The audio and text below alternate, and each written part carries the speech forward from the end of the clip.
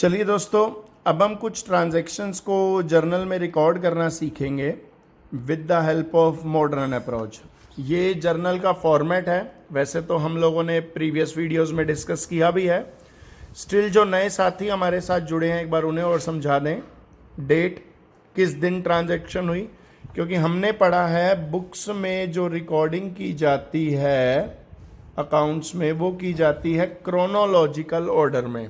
Chronological order क्या होता है बच्चों? Date wise, occurrence wise. Particulars, क्या ट्रांजैक्शन हुई, डेट, किस दिन हुई, क्या हुई। एलएफ की फुल फॉर्म है दोस्तों ledger folio. Folio means page number. जैसे मैंने आपको बताया था कि journal entry is like a rough notebook and ledger will be like a fair notebook. तो अभी हमने रफ में रिकॉर्ड कर रहे हैं। जब हम इसे फेयर में लिखेंगे तो हाथ के हाथ मेंशन कर लेंगे कौन से पेज नंबर पे लिखा है, ताकि इजी रिमेम्बरेंस के लिए आसानी रहे कि कभी यहाँ से हमें फेयर में जाके चेक करना है, लेजर में जाके चेक करना है, तो we need not go through every page, every transaction. We can just straight away go to that respective page. और ऑब्वियसली इन दोनों कॉलम्स में अमाउंट है। डेबिट वाले का अमाउंट डेबिट के कॉलम में और क्रेडिट वाले अकाउंट का अमाउंट क्रेडिट के कॉलम में। तो चलो अभी हम दोस्तों एंट्रीज पास करते हैं। पहली ट्रांजैक्शन मैंने आपके लिए लिखी है जो कहता है परचेज्ड गुड्स फ्रॉम रोहित 50,000। अब भाई हमने रोहित से गुड्स खरीदी हैं, तो पहला क्वेश्चन जो मन में अराइज हुआ वो ये हुआ, whether we have purchased it for cash और ऑन क्रेडिट। तो गाइस, इसकी निशानी हमने आपको बताई थी। अगर पार्टी का नाम गिवन है जिससे भी आप कुछ खरीद रहे हो या बेच रहे हो, लेकिन साथ में कैश वर्ड मेंशन नहीं है, उसकी सेंस से कैश वर्ड नहीं निकलता कहीं, दैट मीन्स वो ट्रांजैक्शन क्रेडिट पे एंटरटेन की गई है। तो आपने गुड्स खरीदी दोस्तों रोहित से, तो इफेक्ट किस किस पे पड़ेगा? एक तो गुड्स पे और एक रोहित पे। अब दोस्तों मॉडर्न अप्रोच के हिसाब से हमें सोचना है, गुड्स हमारी एसेट्स हैं, लाइबिलिटीज हैं, एक्सपेंस हैं या इनकम है। इसके बारे में दरअसल दो राय हैं। कुछ लोग कहता है these should be taken as assets but some other people says it should be treated as an expense. Obviously expenses में ज़्यादा दम है, एक्सपेंसेस वाली बात में रादर ज़्यादा दम है, क्योंकि यार हम जो गुड्स खरीद रहे हैं वो किस लिए खरीद रहे हैं? हमें उससे कोई लॉन्ग टर्म बेनिफिट नहीं चाहिए। हमें तो है भाई आज जितने की खरीदी कल कुछ प्रॉफिट मिल जाए और हम इसे बेच दें। तो इनसे जनरली हमारा जो संपर्क रहता है, या जिसको हम कहें these are for one way profit, profit benefit के लिए ही सिर्फ होती है। और एक ही बार हम किसी सामान को बेच सकते हैं, ऑब्वियसली एक ही बार उससे पैसा कमाएंगे। तो these should be considered as an expense. अब बात आई रोहित की। जरा रोहित के बारे में सोचो, पिक्चराइज करो। आप रोहित से गुड्स खरीद के लाए हो। अब सर आप रोहित से गुड्स खरीद के आए हो, तो आपने रोहित को पैसे देने हैं या आपने रोहित से पैसे लेने हैं? ऑब्वियसली किसी भी पर्सन से हमारे दो ही रिश्ते हो सकते हैं, दो ही रिलेशन हो सकते हैं। या तो भाई हमने पैसे लेने होंगे या तो हमने देने होंगे। तो प्रेजेंट केस में साफ साफ सी बात है कि भाई हमने रोहित को पैसे देने हैं। तो we have right against Rohit या responsibility towards Rohit? Definitely we have responsibility towards Rohit. और हमें पता है जिसके प्रति भी रेस्पॉन्सिबिलिटी है that will become our liability. तो दोस्तों ये बना हमारा एक्सपेंस और ये बनी हमारी लाइबिलिटीज। अब एक्सपेंसेस को हमेशा क्या करते हैं? डेबिट। फिर भी चेक कर लेते हैं भाई, गुड्स खरीद रहे हो तो इससे आपका एक्सपेंस क्रिएट हो रहा है या खत्म हो रहा है? ऑब्वियसली क्रिएट हो रहा है, तो it should be debited. Rohit आपकी लाइबिलिटी बन रहा है या लाइबिलिटी एक्सटिंग्विश हो रही है? क्रिएट हो रही है या एक्सटिंग्विश हो रही है? Definitely your liability is being created. और हमें पता है लाइबिलिटी का क्रेडिट बैलेंस होता है, और जब भी कोई चीज़ नई क्रिएट होती है उसकी नेचुरल साइड पे लिखते हैं। तो we know liabilities have credit balance, and with this transaction our new liability is being generated, hence it should be recorded at its natural side, which is credit side. तो यहाँ से हमें पता चला हमें गुड्स को डेबिट करना है और रोहित को क्रेडिट करना है। अब दोस्तों हमने बताया था आपको अपनी प्रीवियस वीडियोस में कि गुड्स को कभी गुड्स के नाम से नहीं दिखाते। जब आप खरीद रहे हो it will be termed as purchases, और जब आप बेच रहे हो it will be termed as sales. तो दोस्तों entry will be purchases account debit to Rohit. Rohit को डेबिट करना था। As per accounting practice, as per accounting standard, debit वाली items need to be written at first, then we write credit items. तो पहले debit वाली को लिखा परचेजेस अकाउंट डेबिट, फिर क्रेडिट वाली को लिखा। अच्छा अब दोस्तों कुछ बातें याद रखेंगे हम अकाउंट्स में प्रेजेंटेशन कैसे करनी है।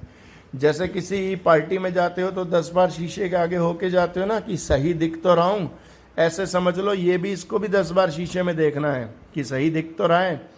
परचेज नहीं लिखना, परचेजेस लिखना है। वर्ब नहीं नाउन यूज करना है, परचेजेस।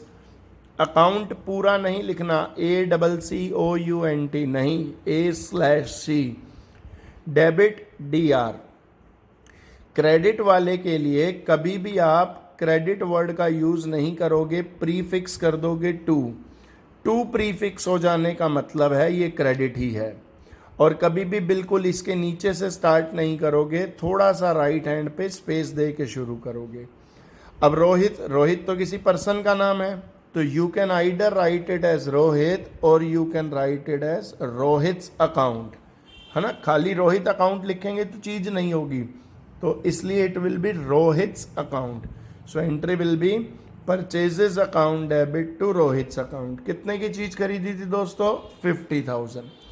तो परचेजेस डेबिट में है, हेंस उसके बदले के पैसे भी डेबिट में। रोहित क्रेडिट में है, हेंस रोहित के बदले के पैसे भी क्रेडिट के कॉलम में। क्लियर है दोस्तों कि हमने रोहित से 50,000 की गुड्स खरीदी, ये हमारा एक्सपेंस बना, हमने रोहित को देने हैं, ये हमारे लिए लायबिलिटी बनी। क्लियर दोस्तों। अब मान लो सेकंड ट्रांजैक्शन कहती है पेड कैश टू रोहित। अब भाई थोड़े दिन बाद आप रोहित के पास गए और उसको पैसे दे आए। जरा सीन पिक्चराइज करो कि किस किस चीज पे इफेक्ट पड़ेगा। रोहित के पास जाओ, पैसे ले जाओ और उसको कहो ले भैया अपनी पेमेंट पकड़ ले। तो ऑब्वियसली आप पैसे दे रहे हो तो cash will be affected, Rohit को दे रहे हो तो Rohit will be affected. Cash क्या होती है दोस्तों हमारी? ऑब्वियसली हमारी एसेट्स है कैश।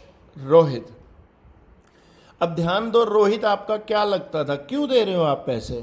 हमें मालूम है हमने रोहित से पहले गुड्स खरीदी थी, he was our liability, he was our creditor, तो हमने उसकी पेमेंट करनी थी, तो ही वाज अवर लाइबिलिटी। तो सर कैश हमारी एसेट्स थी जबकि रोहित हमारा क्रेडिटर है, क्रेडिटर का मतलब वो हमारी लाइबिलिटी है। अब सोचो आप पेमेंट कर रहे हो तो इससे आपकी कैश नाम की एसेट्स इंक्रीज हो रही है या डिक्रीज हो रही है? आपकी जेब में पैसे आ रहे हैं या आपकी जेब से पैसे जा रहे हैं? ऑब्वियसली पैसे जा रहे हैं। Your assets are decreasing. हमें पता है बच्चों एसेट्स का बैलेंस, नेचुरल बैलेंस डेबिट होता है, लेकिन अगर उसे रिड्यूस करनी है, कम करनी है तो रिवर्स साइड पे लिख देते हैं। तो रिवर्स साइड का मतलब क्रेडिट कर दो। लाइबिलिटी, सर आपने रोहित को पैसे देने थे, अब आप पैसे दे आए। अब दे आए तो आपकी रोहित के प्रति जो टुवर्ड्स रोहित योर रिस्पॉन्सिबिलिटी थी वो इंक्रीज हो गई या डिक्रीज हो गई? फर्स्ट ट्रांजैक्शन में आपने रोहित से क्रेडिट पे गुड्स खरीदी, hence Rohit become your creditor. Being creditor he was your liability. You have a sense of responsibility towards Rohit कि भाई मैंने तेरे पैसे देने हैं। Now you have paid him the money. जब आपने पेमेंट कर दी so your responsibility towards Rohit has increased और डिक्रीज्ड? Obviously decreased. तो हमें पता है guys liabilities have credit balance, लेकिन अगर डिक्रीज करनी है, कम करनी है तो रिवर्स कर दो। अब रिवर्स का मतलब उसे डेबिट कर दो। तो sir Rohit should be debited and cash should be credited. तो दोस्तों एंट्री क्या बनाओगे? Rohit debit to cash account. Rohit debit to cash account. कितनी पेमेंट करके आ रहे हो? 50,000। अभी रोहित को डेबिट करा है तो रोहित के डेबिट में लिख दिया, कैश को क्रेडिट करा है तो कैश के क्रेडिट में लिख दिया। समझ आया बच्चों? चलिए अगली ट्रांजैक्शन पे आते हैं, विच सेज पेड रेंट। आपने अपनी बिल्डिंग का, अपनी दुकान का रेंट पे करा 10,000 रुपीज। किस किस पे इफेक्ट पड़ेगा जरा सोचो। आपकी बिल्डिंग, पिक्चराइज करा करो चीजों को। आप जिस बिल्डिंग में बिजनेस ऑपरेट कर रहे हो वो रेंटेड प्रेमाइस है। अब रेंटेड प्रेमाइस है, आपके आज 1 तारीख आई और आपने लैंडलॉर्ड को रेंट पे करा। अब भाई किस किस चीज पे इफेक्ट पड़ेगा? एक तो रेंट पे, और दूसरा इफेक्ट ध्यान रखना लैंडलॉर्ड पे नहीं पड़ेगा, क्योंकि भाई आप तो पैसे दे के आ रहे हो। भाई बड़ी सीधी सी बात है, आप बाजार गए कोई सामान लेने के लिए, सपोज करो आप बाजार गए एक पिज्ज़ा लेने के लिए, आपने पैसे दिए, पिज्ज़ा लिया और आप घर आ गए। आपने क्या कभी पिज्ज़ा वाले का नाम पूछते हो, भैया आपका नाम तो बताओ? नहीं। क्यों? क्योंकि हमें कोई मतलब ही नहीं, हमें अपनी चीज़ से मतलब, और हम बदले में पैसे दे आए। इसी तरीके से हम बिल्डिंग यूज़ कर रहे हैं, बदले में पैसे दे रहे हैं। तो sir you are paying rent, तो डेफिनेटली दूसरा इफेक्ट किस पे पड़ेगा? कैश पे।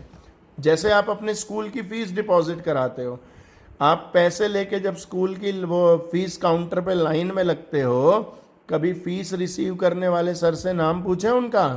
कोई ज़रूरत ही नहीं है। क्यों नहीं है? क्योंकि what you are paying money, for what you are paying, because you are receiving services, so you are paying as fees. तो तुम्हारे लिए वो पैसा मैटर करता है और तुम्हारी वो फीस डिपॉजिट हो रही है वो मैटर कर रहा है। कौन उसको ले रहा है does not matter at all. तो उसी तरीके से दोस्तों किस किस चीज़ पे इफेक्ट पड़ेगा? रेंट पे और कैश पे। अब दोस्तों रेंट हमारे लिए क्या है? जरा सोचो, आपको रेंट मिल रहा है, आप दे रहे हो। ऑब्वियसली हम दे रहे हैं। क्यों दे रहे हैं? क्योंकि हम बिल्डिंग यूज़ कर रहे हैं, तो वो हमारे लिए क्या हुआ? एक्सपेंस। और कैश तो हमें पता ही हमारी क्या होती है? असेट्स। तो दोस्तों हमारा रेंट नाम का एक्सपेंस जनरेट हो रहा है या ख़त्म हो रहा है? ऑब्वियसली जनरेट हो रहा है। एक्सपेंस का कौन सा बैलेंस होता है? अभी हमने देखा ना, एक्सपेंसेस का नेचुरल बैलेंस कौन सा होता है? डेबिट। इंक्रीज हो रहा है यानी जनरेट हो रहा है, तो सेम साइड डेबिट साइड। कम हो रहा होता तो ऑपोजिट साइड कर देते हैं। कैश, इससे कैश नाम की एसेट्स दोस्तों आ रही है या जा रही है? ऑब्वियसली कैश नाम की एसेट्स जा रही है। हमें मालूम है एसेट्स का डेबिट बैलेंस होता है, लेकिन अगर कभी डिक्रीज करनी हो तो रिवर्स साइड का मतलब क्रेडिट कर दो। So rent should be debited and cash should be credited. तो दोस्तों हम एंट्री क्या बनाएंगे अपनी जर्नल में? कैसे लिखेंगे? Rent account debit to cash account. Clear है बेटा? रेंट को क्यों डेबिट करा? क्योंकि ये मेरा एक्सपेंस है। और कैश को क्यों क्रेडिट करा? क्योंकि मेरी कैश नाम की एसेट्स जा रही है, एसेट्स इज बीइंग डिक्रीज्ड, इसलिए क्रेडिट कर दिया। क्लियर दोस्तों? चलिए अब हम कुछ ट्रांजैक्शंस लेते हैं जिसमें हम ट्रेड डिस्काउंट और कैश डिस्काउंट को भी इन्वॉल्व करते हैं। सपोज कीजिए आपको कहता है sold goods to Amit ₹50,000 at 20% discount. हमने अमित को गुड्स बेची 20% के डिस्काउंट पे। अब यार हमने पढ़ा था कि डिस्काउंट तो 2 तरीके का होता है। There are 2 types of account, one is trade discount and another one is cash discount. But इस क्वेश्चन में तो कुछ क्लियर ही नहीं किया कि ये डिस्काउंट ट्रेड है या कैश। अब मैं इसे क्या मानूं? तो दोस्तों यहाँ पे हमें थोड़ी सी कॉमन सेंस और कॉमर्स सेंस को मिक्स करना है। हमने पढ़ा था कैश डिस्काउंट क्यों दिया जाता है, कब दिया जाता है? जब सामने वाली पार्टी हमें इमीडिएटली या with in a fixed period cash की पेमेंट कर दे। अब हमने पढ़ा सोल्ड गुड्स टू अमित को गुड्स बेची। अब भाई पहले तो ये नहीं पता ये कैश पे बेची है या क्रेडिट पे बेची है। तो हमने पहली ट्रांजैक्शन भी लगभग ऐसे ही देखी थी, जहाँ रोहित से गुड्स खरीदी थी। तो हमने पढ़ा था कि अगर आपको पार्टी का नेम अवेलेबल है लेकिन कैश या क्रेडिट के बारे में कुछ नहीं कह रखा, तो ये मान के चलेंगे कि ये ट्रांजैक्शन क्रेडिट पे हुई है, उधार हुई है। तो भाई बड़ी सीधी सी बात है, उधार वाली ट्रांजैक्शन में कोई आदमी कैश डिस्काउंट क्यों देगा? कैश डिस्काउंट तो तभी दूंगा ना जब मुझे पैसे मिल रहे होंगे, पैसे तो मिल नहीं रहे। Hence this discount should be considered as, should be treated as trade discount. तो दोस्तों 50,000 हमारी गुड्स का MRP था, जिसके ऊपर 20% का डिस्काउंट यानी 10,000 का डिस्काउंट, तो इफेक्टिवली इसकी वैल्यू कितनी हुई? 40,000। हमने पढ़ा था ट्रेड डिस्काउंट को बुक्स में नहीं दिखाते, इग्नोर कर दो। तो मुद्दे की बात हमारे लिए ये निकल के आई कि हमने अमित को 40,000 के गुड्स सेल किए हैं।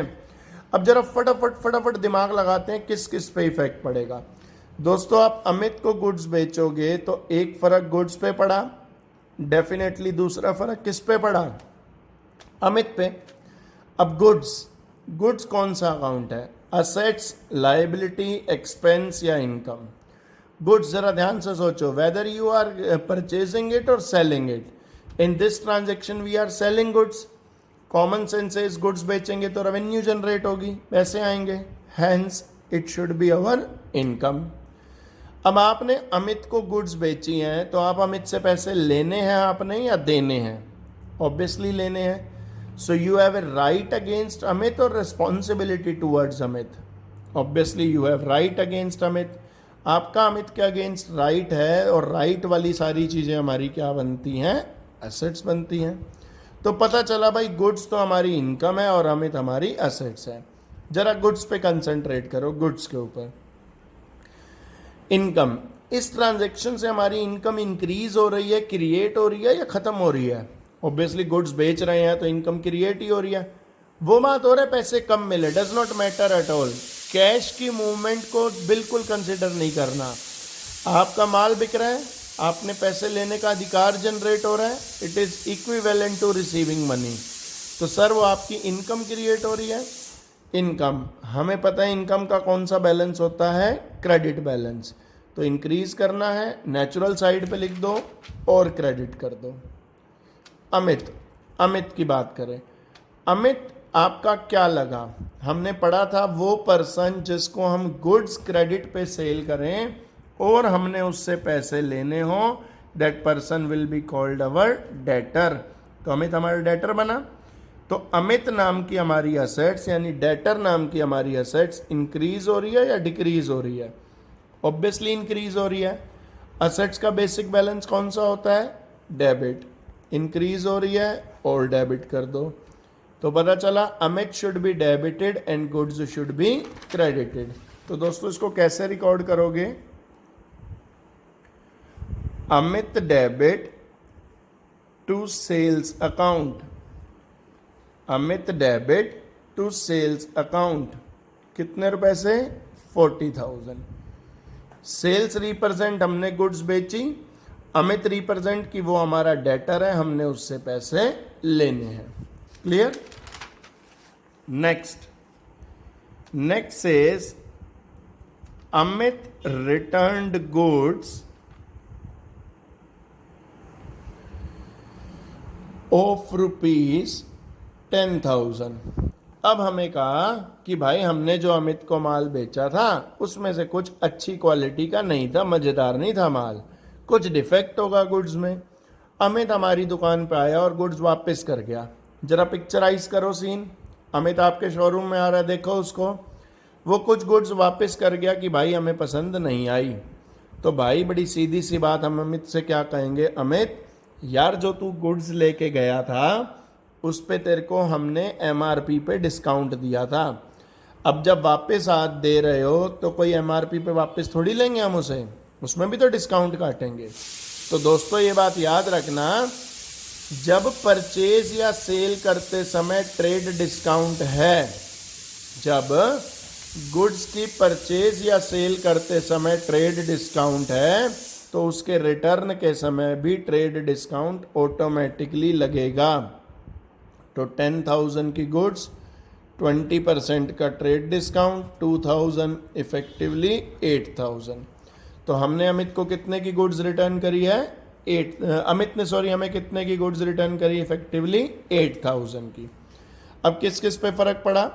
गुड्स पे और अमित पे, क्योंकि पैसों का तो लेन देन कुछ हो ही नहीं रहा, क्रेडिट पे ही था सब कुछ। गुड्स, अब आपके पास गुड्स आ रही हैं, वापस आ रही हैं। कौन सी गुड्स? जो अभी आपने बेची थी। दोस्तों जब आपने बेची थी goods, it created your income. अब वापस आ रही है तो कहीं ना कहीं आपकी इनकम कम हो रही है। हमें पता है इनकम है क्रेडिट बैलेंस, कम करनी हो उल्टा कर दो, डेबिट।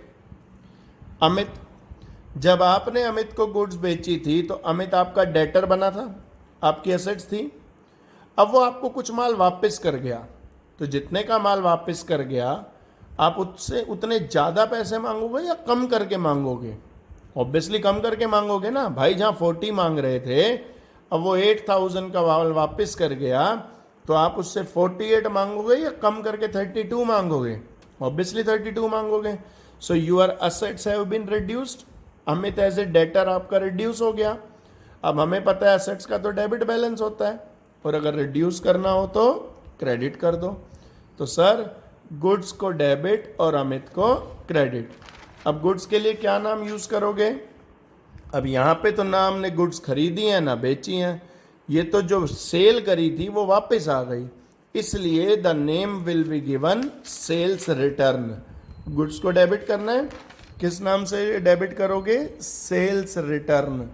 तो entry will be sales return account debit to Amit. Sales return account debit to Amit. कितने रुपए से? 8000 से। सेल्स रिटर्न को क्यों डेबिट करा? भाई जब सेल करी थी तो इट वाज माई इनकम, अब वापस आ गई तो मेरी इनकम कम हो गई तो डेबिट कर दिया। सेल किया था तो Amit became my debtor, goods return होते ही वो डेटर रिड्यूस हो गया, इसलिए उठा के क्रेडिट कर दिया। अब कोई हमें बता सकता है कि अमित से हमें पैसे लेने हैं या देने हैं? ऑब्वियसली सेल कर रहे हो तो पैसे लेने ही हैं, लेकिन कितने?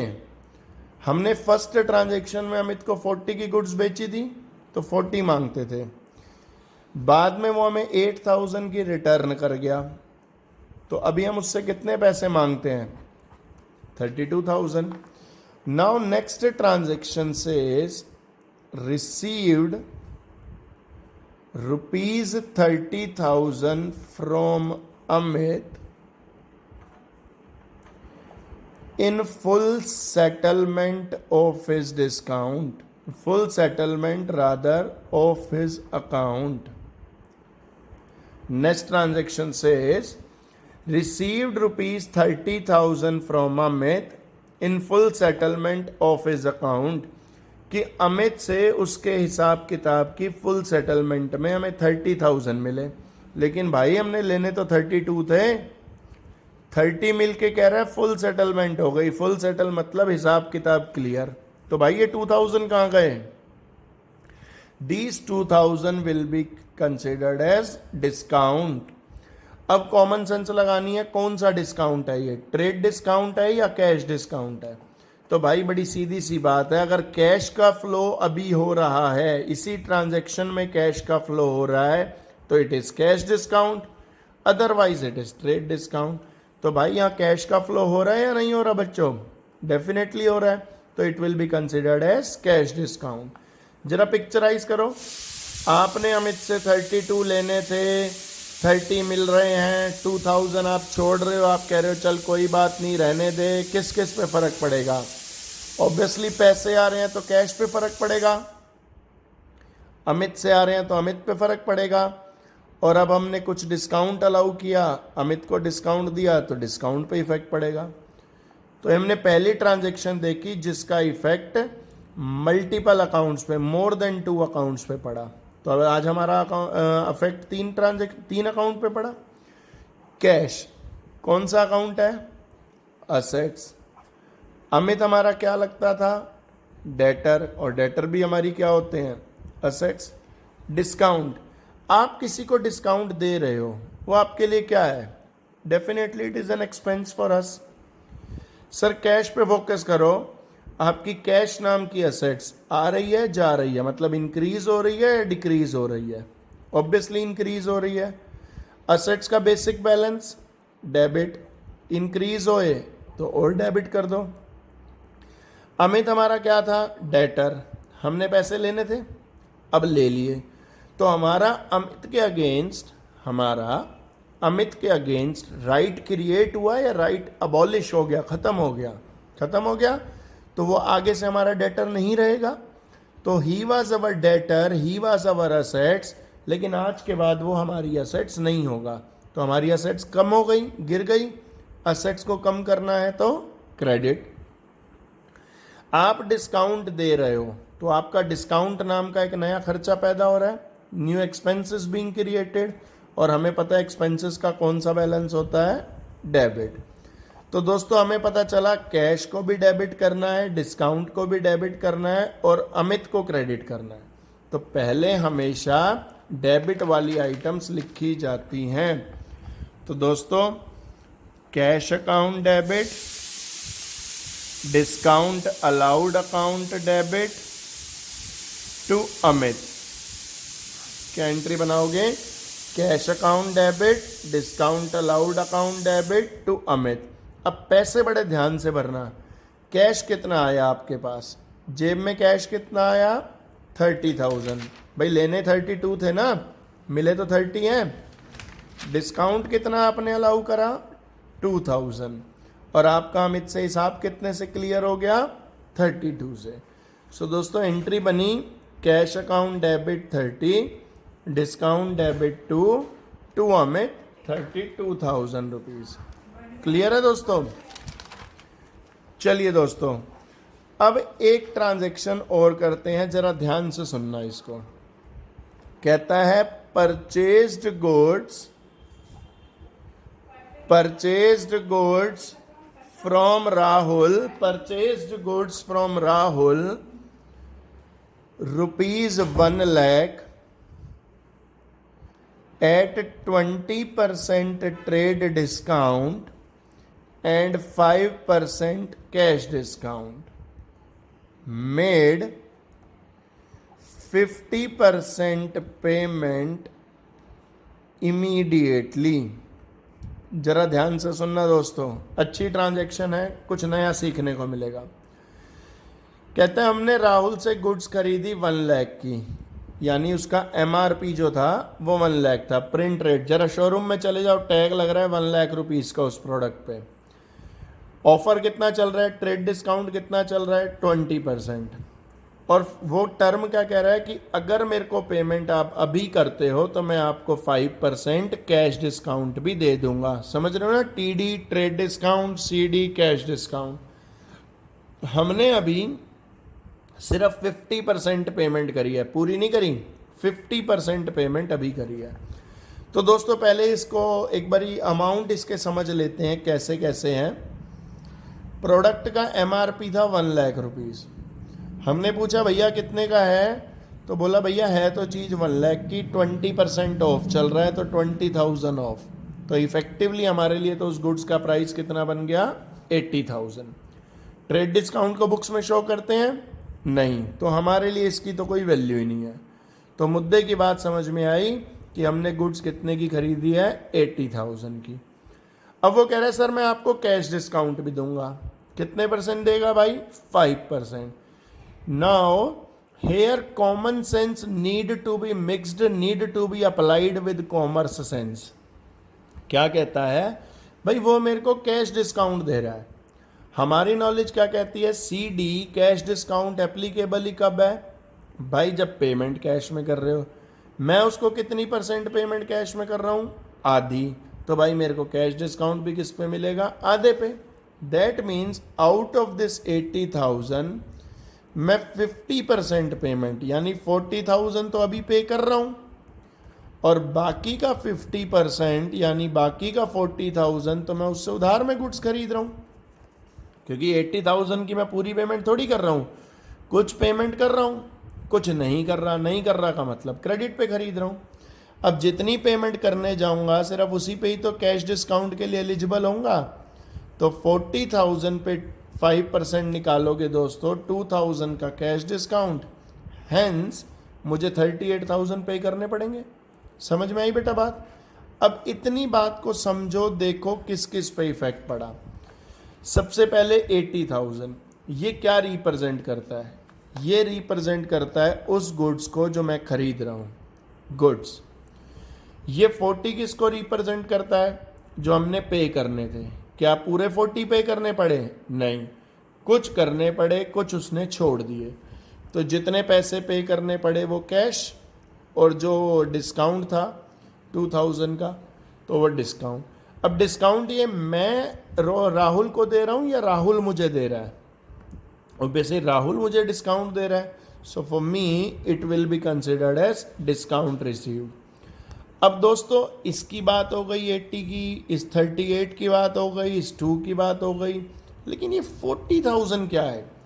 इसको देखें तो आउट ऑफ दिस 80, 40,000 का सामान मैंने क्रेडिट पे खरीदा। तो जिससे आप क्रेडिट पे सामान खरीदते हो उसको भी तो रिकॉर्ड करो ना, राहुल को। जैसे अभी आपने यहाँ देखा था पहली ट्रांजेक्शन में परचेज गुड्स फ्रॉम रोहित, तो रोहित को रिकॉर्ड किया था ना। इसी तरीके से इस ट्रांजेक्शन के दो टुकड़े करके सोच लो, कुछ कैश में, कुछ क्रेडिट में। कैश में खरीदी है तो कैश पे फर्क पड़ा, क्रेडिट पे खरीदी है तो पार्टी पे फर्क पड़ा। तो दोस्तों गुड्स खरीदी इसलिए गुड्स पे इफेक्ट पड़ा, कैश पेमेंट कर रहे हो तो कैश पे पड़ा, डिस्काउंट मिल रहा है तो डिस्काउंट पे इफेक्ट पड़ा। कुछ आप क्रेडिट पे खरीद रहे हो, किससे खरीद रहे हो क्रेडिट पे? राहुल से, इसलिए राहुल पे इफेक्ट पड़ा। अब दोस्तों जरा एक एक करके सबके बारे में सोचते हैं। गुड्स परचेज कर रहे हो, परचेज कर रहे हो तो it will become your expense, being expense debit कर दें। कैश आ रहा है या जा रहा है? ऑब्वियसली पेमेंट कर रहे हो, जा रहा है, तो कैश नाम की एसेट्स कम हो रही है, और कम करनी हो एसेट्स तो क्रेडिट कर दो। डिस्काउंट आपको मिला, हमें डिस्काउंट मिला, it will become our expense और our income. Obviously income, being income it should be credited. Rahul, Rahul के बारे में सोचो, आफ्टर दिस ट्रांजैक्शन हमारे राहुल के अगेंस्ट कोई राइट जनरेट हो रहा है या हमारी राहुल के प्रति कोई रिस्पॉन्सिबिलिटी जनरेट हो रही है? डेफिनेटली रिस्पॉन्सिबिलिटी जनरेट हो रही है। यानी राहुल हमारा क्या बना? जिससे गुड्स क्रेडिट पे खरीदते हो वो आदमी तुम्हारा क्या बनता है? Obviously creditor. तो बीइंग लायबिलिटी उसे भी क्रेडिट कर दो। तो दोस्तों हमें पता है सिर्फ गुड्स को डेबिट करना है, बाकी ये तीनों चीजें क्रेडिट करनी है। एंट्री क्या बनाओगे दोस्तों? Purchases account debit, purchases account debit to cash account, to discount received account और टू राहुल। एंट्री बनाओगे purchase account debit, purchases rather account debit to cash account, to discount, to Rahul. Purchases किसको represent कर रहा था? Goods को। कितने की goods खरीदी हैं दोस्तों आपने? 80,000, तो परचेजेस में पूरे 80। कैश कितना दे के आ रहे हो? 38,000। डिस्काउंट कितना मिला? 2,000। राहुल को भी आपने देने कितने हैं? 40,000। तो सभी के अमाउंट क्लियर हैं। परचेजेस बिकम्स आवर एक्सपेंस क्योंकि गुड्स खरीदी। कितने की गुड्स खरीदी? 80,000 की। कैश कितना पे करा? 38। डिस्काउंट कितना मिला? 2,000। अभी भी राहुल को हमने कितने देने हैं? 40। तो Rahul is still our liability for 40,000 rupees. Clear है दोस्तों? चलिए दोस्तों, अच्छा एक चीज़ और बच्चों मैं आपको बता दूं, पुराने बच्चे जो पुराने अप्रोच से सीखे थे उन्हें पता है, जिस भी एंट्री में एक से ज़्यादा account, more than one account is either debited और more than one account is either credited. अगर किसी जर्नल एंट्री में एक से ज़्यादा अकाउंट या तो डेबिट हो रहे हैं या तो क्रेडिट हो रहे हैं तो उसे बोलते हैं compound entry. Compound that means mixture of 2 और मोर एंट्रीज। ऑब्वियसली जैसे जैसे हम आगे चलेंगे हम इस मिक्सचर को स्प्लिट करना भी सिखाएंगे, कैसे एक कंपाउंड एंट्री को 2 एंट्रियों में तोड़ा जाता है, या कैसे किन्हीं 2 एंट्रियों को जोड़ के एक कंपाउंड बनाई जाती है, वो भी देखेंगे। ठीक है दोस्तों, चलिए अभी एक ट्रांजैक्शन और देखते हैं। चलो दोस्तों देखिए, एक एंट्री है 4 मई को क्या ट्रांजैक्शन हुई। 4 मई आज के दिन का एग्जाम्पल ले लिया आपके लिए। Sold goods to Muskan ₹80,000।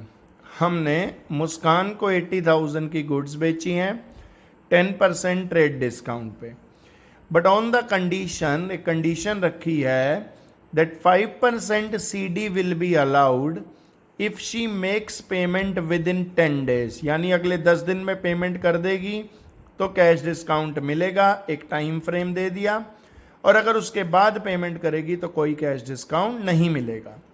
She paid 60% amount on May 10th and rest of the amount on May 25th। उसने कुछ पेमेंट May 10th में करी और कुछ पेमेंट May 25th को करी। तो दोस्तों पहले हमें यह ध्यान देना है, क्या सारा काम एक ही दिन हो रहा है या अलग अलग दिन पे हो रहा है। अगर ध्यान से देखोगे तो ये पूरी ट्रांजैक्शन 3 डेज में स्प्लिट हो रही है। पहला 4 मई को मैं गुड्स बेच रहा हूँ, दूसरा 10 मई को वो मेरे को थोड़े बहुत पैसे दे रही है, तीसरा 25 मई को वो मुझे बाकी की पेमेंट कर रही है। तो 3 अलग अलग दिन इन्वॉल्व हुए। और अभी हमने बताया था अकाउंट्स में हम ट्रांजैक्शंस को क्रोनोलॉजिकल ऑर्डर में रिकॉर्ड करते हैं। तो क्रोनोलॉजिकल ऑर्डर वाइज चलो, अभी सिर्फ 4 मई को सोचो। 4 मई को क्या हुआ। 4 मई को हमने सिर्फ मुस्कान को गुड्स बेची हैं, आज पैसे तो नहीं दे के गई ना, दैट मीन्स आज के दिन हमने मुस्कान को क्रेडिट पे गुड्स सेल करी हैं। तो 4 मई की अगर मैं बात करूं सिर्फ, तो क्या हुआ, 80,000 की गुड्स, 10% से 8,000 का डिस्काउंट, तो इफेक्टिवली मैंने कितने की गुड्स बेची, 72। हमें पता है ट्रेड डिस्काउंट को तो दिखाते नहीं। तो अब सिर्फ इतना सोचो, हमने मुस्कान को 72,000 की पेमेंट करी, 72,000 की गुड्स क्रेडिट पे सेल करी हैं। तो किस किस पे फर्क पड़ेगा दोस्तों, एक तो गुड्स पे और एक मुस्कान पे। गुड्स, जरा गुड्स के बारे में सोचो, सेल कर रहे हो तो आपकी इनकम जनरेट हो रही है, तो एक तो फर्क पड़ा आपकी इनकम पे। मुस्कान, भाई आपने किसी को गुड्स बेची हैं, मुस्कान को आपने क्रेडिट पे गुड्स बेची हैं, तो आपने मुस्कान से पैसे लेने हैं या देने हैं। You have a right against Muskan और you have a responsibility towards Muskan. Definitely you have a right, and जिसके अगेंस्ट भी हमारा राइट होता है विल बिकम आवर एसेट्स, और अगर हम अकाउंटिंग टर्म्स अभी समझ चुके हैं तो she will become our debtor.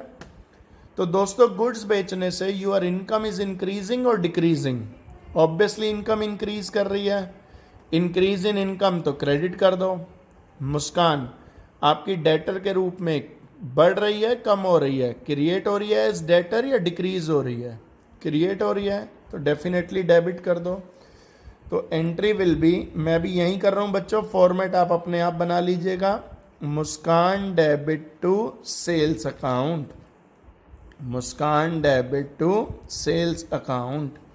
तो भाई मैंने मुस्कान से कितने पैसे लेने हैं, 72। गुड्स बेची, मेरी income, Muskan becomes my debtor. ये तो हुई बात 4 मई की। अब अगली बात कब की है, 10 मई की। 10 मई को दोस्तों क्या हुआ, 10 मई को, चलिए दोस्तों अब देखो 10 तारीख को क्या हुआ। 10 तारीख को मुस्कान आई और कह रही है सर मेरे पास 60% पेमेंट है, आप 60% पैसे ले लो। तो भाई 4 मई को हमने उसको गुड्स बेची थी, किस टर्म पे कि 10 डेज में पैसे दे दोगे, so you will be eligible for discount. उसके बाद कोई डिस्काउंट नहीं है।